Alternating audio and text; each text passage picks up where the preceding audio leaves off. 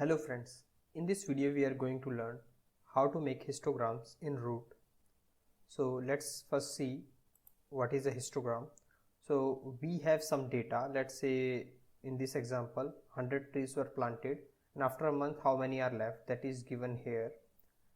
And so you can make a telemark table where let's say one column shows the range and another column shows how many items are going in that range, so that is called the frequency column. So after making such kind of table, one can create a histogram like this. Let's say on the x-axis we have that range, and on the y-axis we have that frequency, and we have a plot which have buildings like this, where height of this building or the box represent the frequency. So this is called histogram. So that is the task of this tutorial, to make something like this in Root. So we will first create a file, let's say histogram.cpp.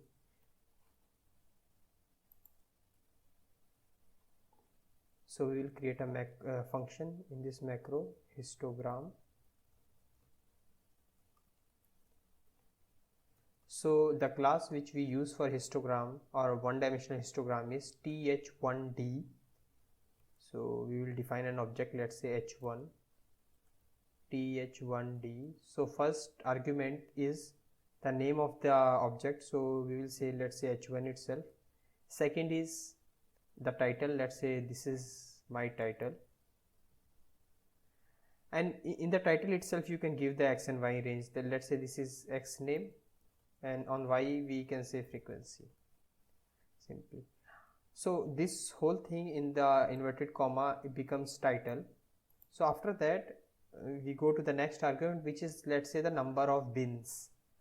So on the x-axis, so let's say we want 10 bins, and since we are going to replicate that example, so the x min will be 0 and x maximum of the x range will be 100. And okay, so we have declared a histogram, but this is a blank histogram. If you plot it, you will not get anything. So let's fill something. So let's say we insert a one item into this histogram. So maybe let's say we want to insert a number 24, and let's draw this and see what does it show. So we will save this and we will run. Yes, so you can see that our window is obtained where we have title, x-axis and y-axis name, and on here for the bin which is going from 20 to 30, there we see the height is 1, means we have filled one item in this bin 20 to 30, because 24 lies in this bin 20 to 30. So that is why this has raised to the height of 1 and the remaining are not raised anywhere. So let's try to fill few more numbers, maybe 123.5, because you can fill a double. This d in th1d means double, and h means histogram, 1 means one-dimensional histogram. So let's say fill one more number, maybe 55. Okay, so we have ran this program. So we can see now this 20 to 30 has went up to 2, because we have filled two number, 24 and 23.5, both belong to the same bin, and this 55, that belongs to this bin 50 to 60, so it has raised to 1. So this is how this histogram works, basically by using this function fill. So before I go for plotting that example, let's see one more thing in this fill function. Suppose you want to fill some number, let's say 65, you already know that it has to be filled 5 times, so that you can put at 65 comma 5, so it will be filled 5 times. So let's see this. Yeah, so but when we use this, then the type of this plotting change, so that we can actually fix it by putting hist, means a histogram type of drawing. So yeah, so these buildings are back. So now you can see this 65, it goes up to 5 in the one go itself, because we have instructed to fill it 5 times. So that's what we obtain. So now we have understood how this fill part works. So let's try to do something good. And before we go, we can also see that there are these entries and mean. So depending upon how many times you have called this function fill, that will be noted here in the entries, and this mean gives the average of all these numbers which are filled and its standard deviation. There can be many more arguments which can be invoked, but right now we are not going for that. So we will remove this, and let's see this data which is actually copied from that example. So we have hundreds of these numbers, and we will try to read this file and try to see if we can plot something or not. So first of all, we need to declare if string in file dot open, so data.txt. So let's define a double, maybe temp. So this will basically, we will be reading using this temp. So while in file, so we are reading one by one all those numbers, and until all those are exhausted, we will keep on reading and keep on filling that into temp. Now we have that value in temp, so we will h1 fill and just put temp.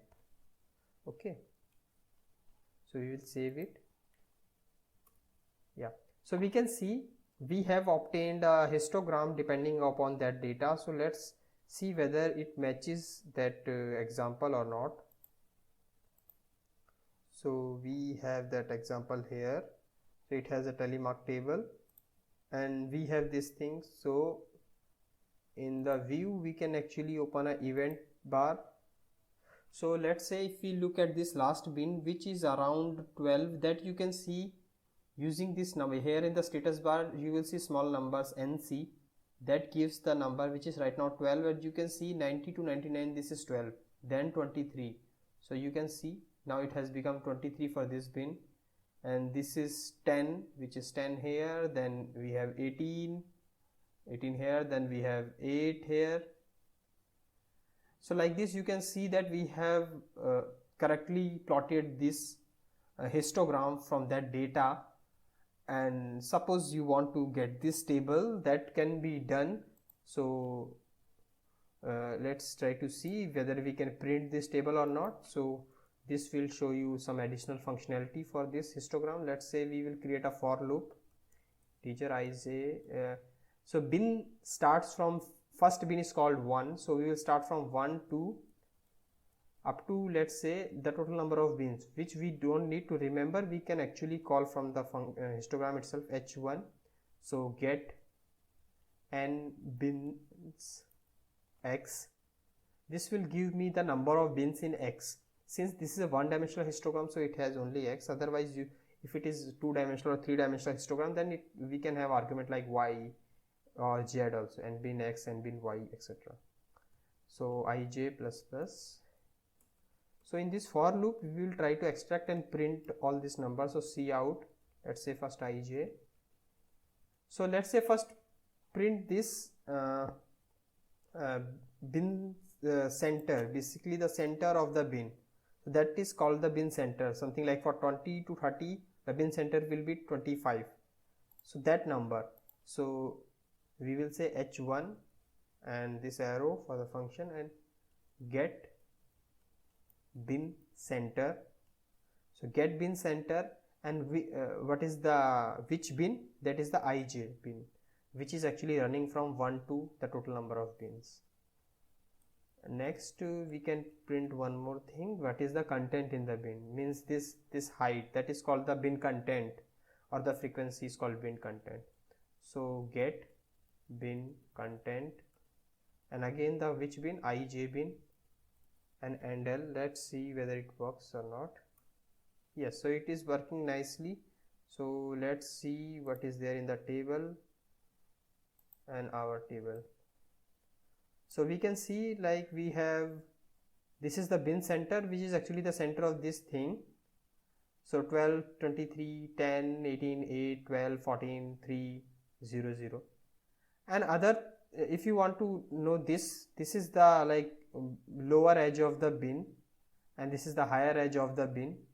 So that can also be obtained using this, let's say, functions. I will just show what is the name. Get bin, yeah, so get bin low edge. So you can see this is the function get bin low edge. They are somewhere. Yes, this one. Yeah, get bin low edge. If you put tab, you can see what is the argument. Argument is just the bin, which you can put ij or some bin.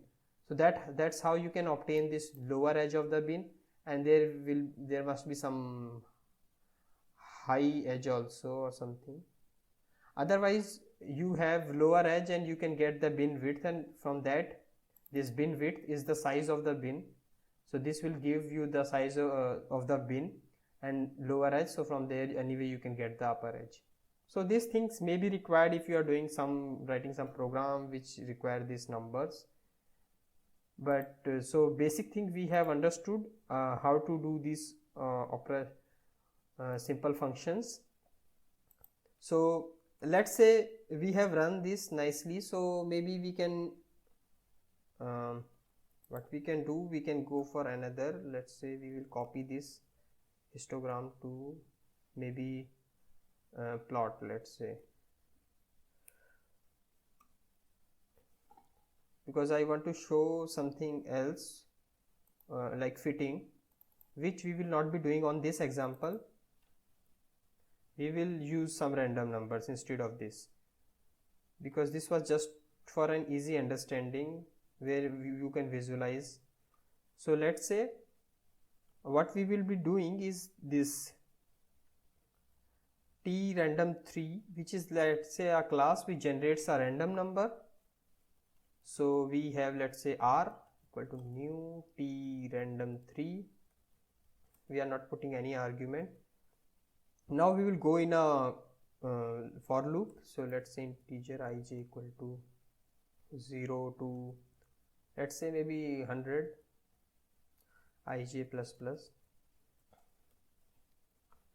So first, let's say we will generate a simple uniform number.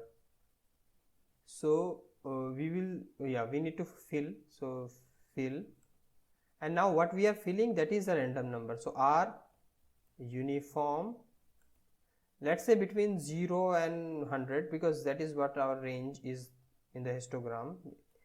Or maybe let's change this to maybe only up to 70, from, let's say, 20 to 70. Only in this range we are generating a random number. So the remaining range you should not obtain any other thing. So yeah, so you can see we have obtained some numbers in the range 20 to 70, which was supposed to be uniform, but since the number of entries are very less, only 100, we can see some fluctuations. But in the remaining range we have 0 counts. So let's say we go for maybe 1000. So yeah, so now we can see we have obtained a nice uniform number when we go for 1000 entries. So 100 entries were too less and it was having a lot of fluctuations. So apart from uniform number, one can generate, let's say, Gaussian. So in Gaussian, again, there are two arguments. So let's say first argument is the mean. So let's say we want a Gaussian at 30 with mu 30 and maybe sigma of let's say 10, and we will plot this. Yeah, so we got a nice Gaussian thing around 30 with a mean of 10. And if you want to see it more clearly, we can maybe increase the number of bins to not 100, maybe let's say 50. Yes, so now you can start seeing a good Gaussian. And let's say, what if we try to fit it, like we learned in the last tutorial how to fit a function graph. Same way we can fit a histogram also.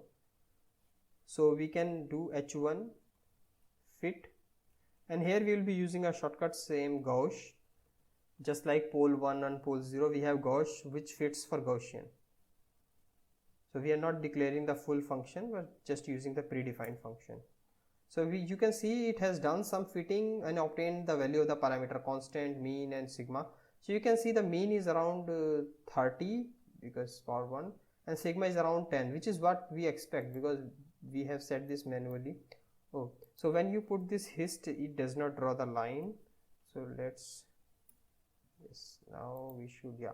So now we obtained a red line. This red line is for this Gauss function, and this and the parameter for this red line are these, which are obtained after the fitting. So in this way you can see that we can draw some histogram by using the method of fill, and we can also fit that data and obtain these parameters, and how to use further use this parameter that you can learn from the previous tutorial where we declared the functions. And apart from this, there can be some simple things. Let's say you want to change this range, maybe you want to plot maybe up to 120, and this maybe you want to start from -10. So how you can do that, because that you may need while you are running. So this is set maximum. So this will set the range of y-axis maximum. So let's say 120, h1 set minimum, let's say -10. So now you can see it has went to 120 and minimum is -10. That is what we wanted. And apart from that, suppose you do not want this, so we can set statistics hopefully, or maybe we can check here th1d set stats only, not statistics, only set stats. Yeah, so the argument of this function is true or false, so you can put 1 or 0. So we are putting 0 so that it will disappear. So let's run it. Yeah, so now this disappears, now it will not be appearing. And for the x-axis, that is not directly simple. So let's say we will use get x-axis and set range user.